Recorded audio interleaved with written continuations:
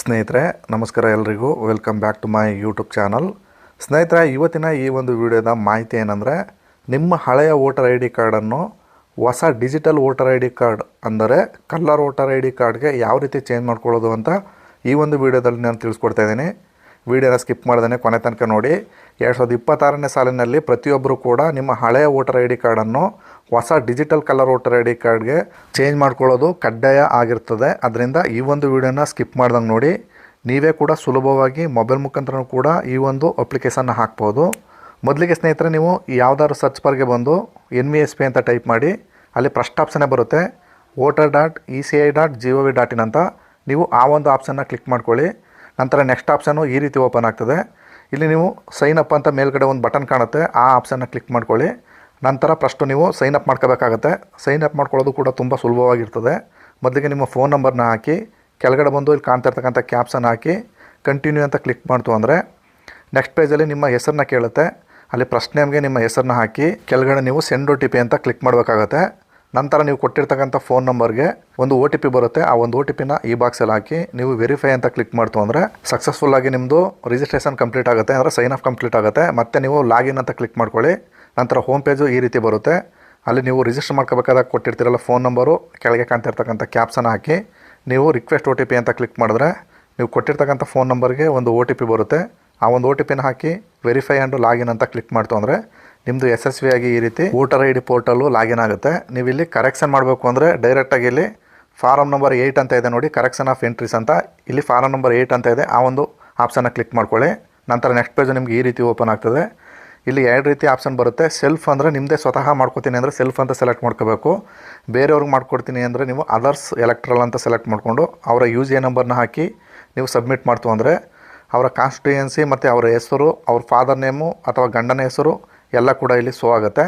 ಇಲ್ಲಿ ನೋಡ್ಬೋದು ನೀವು ಎಲ್ಲ ಕೂಡ ಕರೆಕ್ಟಾಗಿತ್ತು ಹೆಸರು ಅಂದರೆ ಓಕೆ ಅಂತ ಮಾಡಿ. ನಂತರ ನೆಕ್ಸ್ಟ್ ಪೇಜು ನಿಮಗೆ ಈ ರೀತಿ ಓಪನ್ ಆಗ್ತದೆ. ಇಲ್ಲಿ ವೋಟರ್ ಐ ಡಿ ಕಾರ್ಡನ್ನ ನೀವು ಕರೆಕ್ಷನ್ ಮಾಡಬೇಕು ಅಂದರೆ ಲಾಸ್ಟಲ್ಲಿ ಈ ಸೈನ್ನ ಮಾಡಬೇಕಾಗಿರೋದ್ರಿಂದ ನಿಮ್ಮ ಆಧಾರ್ ಕಾರ್ಡ್ಗೆ ಮೊಬೈಲ್ ನಂಬರು ಲಿಂಕ್ ಆಗಿರೋದು ಕಡ್ಡಾಯ ಆಗಿರ್ತದೆ. ಅದರಿಂದ ನೀವು ಆಧಾರ್ ಕಾರ್ಡ್ ಲಿಂಕ್ ಆಗಿರ್ತಕ್ಕಂಥ ಫೋನ್ ನಂಬರ್ನ ಅಥವಾ ಫೋನ್ನ ಜೊತೆಲೇ ಇಟ್ಕೋಬೇಕಾಗ್ತದೆ. ನಂತರ ಸ್ನೇಹಿತರೆ, ಕೆಳಗಡೆ ಬಂದು ಇಲ್ಲಿ 4 ಆಪ್ಷನ್ ಇದೆ. ಅದರಲ್ಲಿ ನೀವು ಕರೆಕ್ಷನ್ ಮಾಡಬೇಕು ಅಂದರೆ ಸಿಂಪಲಾಗಿ 2ನೇ ಆಪ್ಷನ್ ಇದೆ ನೋಡಿ, ಆ ಒಂದು ಆಪ್ಷನ್ನ ಕ್ಲಿಕ್ ಮಾಡಿ ಓಕೆ ಅಂತ ಮಾಡಿ. ನಂತರ ರಿಜಿಸ್ಟ್ರೇಷನ್ ಪೇಜು ಈ ರೀತಿ ಓಪನ್ ಆಗ್ತದೆ. ಮೊದಲಿಗೆ ನಿಮ್ಮ ಸ್ಟೇಟು, ನಿಮ್ಮ ಡಿಸ್ಟಿಕ್ಕು, ನಿಮ್ಮ ಕಾನ್ಸ್ಟಿಟ್ಯೂಯೆನ್ಸಿ ಇಲ್ಲಿ ಶೋ ಆಗ್ತದೆ. ಎಲ್ಲ ಕರೆಕ್ಟ್ ಇದೆಯಾ ನೋಡಿಕೊಂಡು ನೆಕ್ಸ್ಟ್ ಅಂತ ಮಾಡಿ. ನೆಕ್ಸ್ಟ್ನೇ ಆಪ್ಷನ್ನು ಬಿ ಆಪ್ಷನಲ್ಲಿ ಡೀಟೇಲ್ಸ್ ಅಂತ ಬರುತ್ತೆ. ಅಲ್ಲಿ ನೇಮ್ ಆಫ್ ದಿ ಅಪ್ಲಿಕೆಂಟು ಮತ್ತು UGA ನಂಬರು ಅಂದರೆ voter I D card number already ಅಲ್ಲಿ ಸೆಲೆಕ್ಟ್ ಆಗಿರುತ್ತೆ. ನೀವು ಕೆಳಗಡೆ ಬಂದು ಇಲ್ಲಿ ಆಧಾರ್ ನಂಬರ್ ಅಂತ ಇದೆ ನೋಡಿ, ಆ ಒಂದು ಆಪ್ಷನ್ನ ಟಿಕ್ ಬಾಕ್ಸ್ನ ಕ್ಲಿಕ್ ಮಾಡಿ ಕೆಳಗಡೆ ಬಂದು ನೀವು ಆಧಾರ್ ನಂಬರ್ನ ಹಾಕಬೇಕಾಗ್ತದೆ. ತದನಂತರ ಮತ್ತೆ ನೀವು ಕೆಳಗಡೆ ಫೋನ್ ನಂಬರು ಕೂಡ ಸೆಲ್ಫಾ ಮತ್ತು ನಿಮ್ಮ ಮನೆಯವ್ರದ ಫಾದರು, ಮದರು, ಎನಿ ಪರ್ಸನ್ದ ಅಂತ ಕೇಳುತ್ತೆ. ನಿಮ್ಮದು ಸ್ವಂತ ಆಗಿದ್ದರೆ ಸೆಲ್ಫ್ ಅಂತ ಸೆಲೆಕ್ಟ್ ಮಾಡಿಕೊಂಡು ಮತ್ತೆ ಕೆಳಗಡೆ ಬಂದು ನಿಮ್ಮ ಫೋನ್ ನಂಬರ್ನ ಎಂಟ್ರಿ ಮಾಡಬೇಕಾಗತ್ತೆ. ವೆಯ್ಟ್ ಮಾಡಿ, ನಾನು ಫೋನ್ ನಂಬರ್ ಎಂಟ್ರಿ ಮಾಡ್ತಾಯಿದ್ದೀನಿ. ತದನಂತರ ಇನ್ನೂ ಮತ್ತೆ ಕೆಳಗಡೆ ಬಂದು ಇಮೇಲ್ ID ಇದ್ದರೂ ಕೂಡ ನೀವು ಎಂಟ್ರಿ ಮಾಡ್ಬೋದು. ಒಂದು ವೇಳೆ ಇತ್ತು ಅಂದರೆ ಸೆಲ್ಫ್ ಅಂತ ಸೆಲೆಕ್ಟ್ ಮಾಡ್ಕೊಂಡು ಎಂಟ್ರಿ ಮಾಡಿ, ಇಲ್ಲ ಅಂದರೂ ಕೂಡ ನಡೆಯುತ್ತೆ. ನೀವು ಸಿಂಪಲಾಗಿ ನೆಕ್ಸ್ಟ್ ಅಂತ ಮಾಡಿ. ನಂತರ ಸಬ್ಮಿಟ್ ಅಪ್ಲಿಕೇಶನ್ ಅಂತ ಬರುತ್ತೆ. ಇಲ್ಲಿ ನೀವು ಏನು ಕೂಡ ಕರೆಕ್ಷನ್ನು ಅಪ್ಲೈ ಮಾಡ್ಕೊಳ್ಳೋದು ಆಟೋಮೆಟಿಕ್ಕಾಗಿ ಸೆಲೆಕ್ಟ್ ಆಗಿರೋದ್ರಿಂದ ಏನು ಕೂಡ ಮಾಡಬೇಡಿ. ಸಿಂಪಲಾಗಿ ಕೆಳಗಡೆ ಬನ್ನಿ.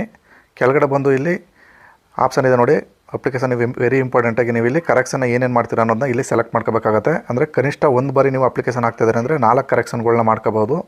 ನಾನೀಗ ಡೇಟ್ ಆಫ್ ಬರ್ತು, ಫೋಟೋ ಮತ್ತು ಫೋನ್ ನಂಬರು 3 ಕರೆಕ್ಷನ್ನ ಸೆಲೆಕ್ಟ್ ಮಾಡ್ಕೊತಾ ಇದ್ದೀನಿ. ನೀವು ಬೇಕಿದ್ರೆ 2 ಕೂಡ ಸೆಲೆಕ್ಟ್ ಮಾಡಿಕೊಂಡ್ರು ಕೂಡ ನಿಮಗೆ digital voter I D card ಬರುತ್ತೆ.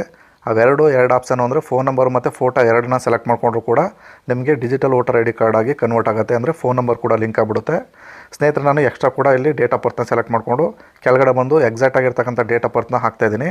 ನಂತರ ಪಕ್ಕದಲ್ಲಿ ಫೋನ್ ನಂಬರ್ ಅಂತ ಇದೆ ನೋಡಿ, ಆ ಕಾಲಮ್ಗೆ ಫೋನ್ ನಂಬರ್ನ ಹಾಕ್ತಾಯಿದ್ದೀನಿ.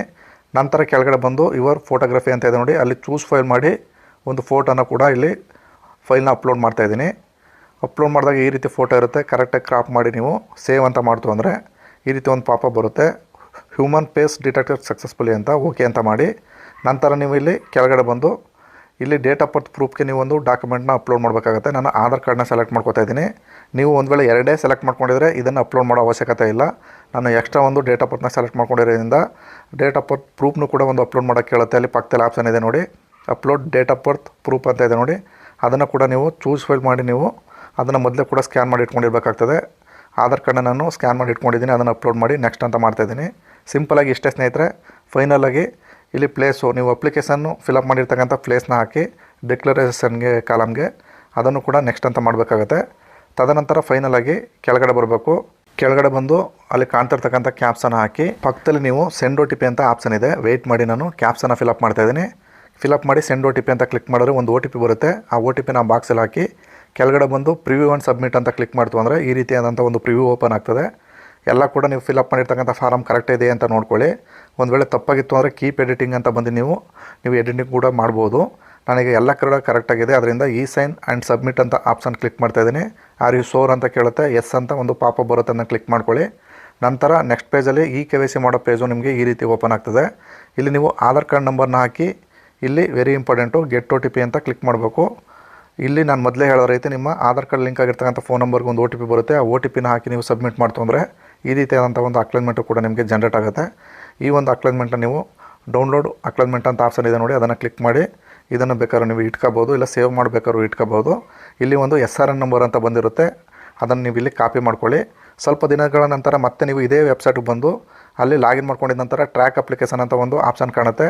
ಅಲ್ಲಿಗೆ ಬಂದು ನಿಮಗೆ ಬಂದಿರತಕ್ಕಂಥ ಒಂದು ನಂಬರ್ ಇರುತ್ತಲ್ಲ ನೋಡಿ, ರೆಫರೆನ್ಸ್ ನಂಬರ್ ಅಂತ, ಆ ರೆಫರೆನ್ಸ್ ನಂಬರ್ನ ಹಾಕಿ ಸಬ್ಮಿಟ್ ಅಂತ ಕ್ಲಿಕ್ ಮಾಡಿ. ಇವಾಗ ನಿಮ್ಮದು ಅಪ್ಲಿಕೇಶನ್ನು ಸಬ್ಮಿಟ್ ಆಗಿದೆಯಾ, ನಿಮ್ಮದು ಸೈನ್ ಆಗಿದೆಯಾ ಅನ್ನೋದ್ರ ಬಗ್ಗೆ ಇಲ್ಲಿ ಸಂಪೂರ್ಣವಾದ ಡೀಟೇಲ್ಸ್ ಇಲ್ಲಿ ಶೋ ಆಗುತ್ತೆ. ಸಬ್ಮಿಟೆಡ್ ಆಗಿದೆ, ಹಾಗೆಯೇ BLO ಅಪಾಯಿಂಟೆಡ್ ಕೂಡ ಆಗಿದೆ ಅಂತ ತೋರಿಸ್ತಾ ಇದೆ. ಅಂದರೆ ಇದು ಸ್ಟಾರ್ಟಿಂಗ್ ನೀವು ಚೆಕ್ ಮಾಡಿದಾಗ ಈ ರೀತಿ ತೋರಿಸುತ್ತೆ.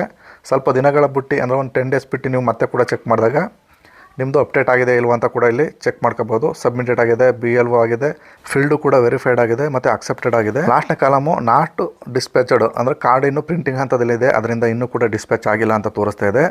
ಸ್ನೇಹಿತರೆ, ಈ ರೀತಿಯಾಗಿ ನೀವು ಚೆಕ್ ಮಾಡ್ಕೋಬೋದು, ನಿಮ್ಮ ಸ್ಟೇಟಸ್ನ ಟ್ರ್ಯಾಕ್ ಕೂಡ ಮಾಡ್ಕೋಬೋದು. ಹಾಗೆಯೇ ಕಾರ್ಡು ಡಿಸ್ಪ್ಯಾಚ್ ಆಗಿಲ್ಲ ಅಂದರೆ ಕೂಡ ನೀವು ಇದೇ ವೆಬ್ಸೈಟಲ್ಲಿ ನೀವು ಮತ್ತೆ ಇಲ್ಲಿ ಎಫಿಕ್ ಎಫಿಕ್ ಡೌನ್ಲೋಡ್ ಅಂತ ಒಂದು ಆಪ್ಷನ್ ಇದೆ ನೋಡಿ, ಆ ಆಪ್ಷನ್ನ ಕ್ಲಿಕ್ ಮಾಡ್ಕೊಳ್ಳೋ ಮುಖಾಂತರ ಕಾರ್ಡ್ನು ಕೂಡ ನೀವು ಮತ್ತೆ ನೀವೇ ಕೂಡ ಡೌನ್ಲೋಡ್ ಮಾಡ್ಕೋಬೋದು. ಇವಾಗ ನಾನು ಆ ಆಪ್ಷನ್ನ ಕ್ಲಿಕ್ ಮಾಡ್ಕೋತಾ ಇದ್ದೀನಿ. ಇಲ್ಲಿ ಎಫಿಕ್ ನಂಬರ್ ಅಂದರೆ ವೋಟರ್ ID ಕಾರ್ಡ್ ನಂಬರ್ನ ಹಾಕಿ ಕೆಳಗಡೆ ಬಂದು ಸ್ಟೇಟ್ನ ಕೇಳುತ್ತೆ, ಸ್ಟೇಟ್ನ ಸೆಲೆಕ್ಟ್ ಮಾಡಿಕೊಂಡು ಸರ್ಚ್ ಅಂತ ಕ್ಲಿಕ್ ಮಾಡ್ತು ಅಂದರೆ ನೀವಿಲ್ಲಿ ನೋಡ್ಬೋದು ನಾವು ಅಪ್ಲೈ ಮಾಡಿರ್ತಕ್ಕಂಥ ಒಂದು ವೋಟರ್ ಕಾರ್ಡ್ ಏನಿದೆ ಅದು ಸಂಪೂರ್ಣವಾಗಿ ಅಕ್ಸೆಪ್ಟೆಡ್ ಆಗಿದೆ. ಇಲ್ಲಿ ಸೆಂಡ್ OTP ಅಂತ ಕೆಳಗಡೆ ಬಂದು ಕ್ಲಿಕ್ ಮಾಡಿದ್ರೆ ನೀವು ಕೊಟ್ಟಿರ್ತಕ್ಕಂಥ ಫೋನ್ ನಂಬರ್ಗೆ ಒಂದು OTP ಬರುತ್ತೆ. ಆ OTPನ ಹಾಕಿ ವೆರಿಫೈಡ್ ಅಂತ ಕ್ಲಿಕ್ ಮಾಡಬೇಕು. ಅಲ್ಲಿ OTP ವೆರಿಫೈಡ್ ಡನ್ ಸಕ್ಸಸ್ಫುಲಿ ಅಂತ ಬರುತ್ತೆ. ಕೆಳಗಡೆ ಡೌನ್ಲೋಡ್ ಎಫಿಕ್ ಕಾರ್ಡ್ ಅಂತ ಇದೆ ನೋಡಿ, ಅದನ್ನು ಕ್ಲಿಕ್ ಮಾಡಿದ್ರೆ ಈ ರೀತಿಯಾದಂಥ ಒಂದು ಎಫಿಕ್ ಕಾರ್ಡು ಕೂಡ ನೀವು ಕಲರ್ ವೋಟರ್ ID ಕಾರ್ಡ್ನು ಕೂಡ ಡೌನ್ಲೋಡ್ ಮಾಡ್ಕೋಬೋದು.